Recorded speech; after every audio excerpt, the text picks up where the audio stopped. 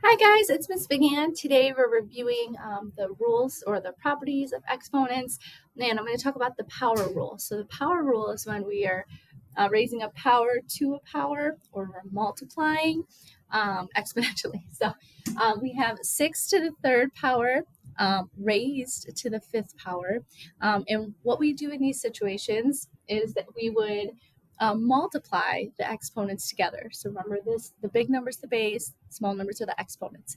So 6 to the third power raised to the fifth would be 6, 3 times 5, 15. Yeah, so I hope you remember your multiplication facts. Next one, this is Q. So sometimes we use letters or we use variables to represent a term. We have Q to the first. Sometimes it's just going to be that number, like that base or that variable, because if it's to the first, so it's just implied that there's a 1 there. So Q to the first power times 9, or raised to the 9th power. 1 times 9 is 9. Awesome. Next one, the base is 3. We have an exponent of 2 raised to the negative 4th power. So we have base stays the same. And then we do 2 times negative 4. So remember those integer rules. 2 times negative 4 is negative 8. And if you haven't already discussed how to handle negative exponents, you would do the inverse and put the exponent positive. So this would be 1 over 3/8.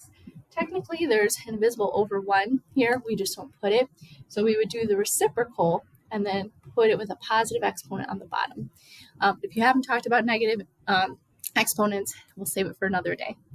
And then we have a to the fifth power over or divided by 7 to the third power, all raised to the 8th power.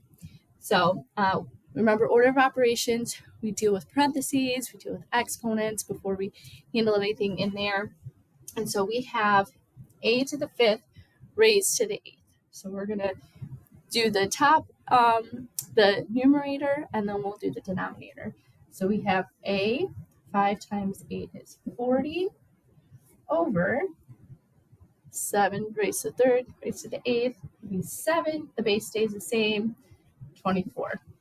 And is a and 7, are those like bases or like terms? No, those are different. So we won't be combining it any further. We'll just leave it as is. So that's how you handle fractions, negatives. Let me know if you guys have any other questions about the power rule. Hey, thanks for watching, and don't forget to subscribe.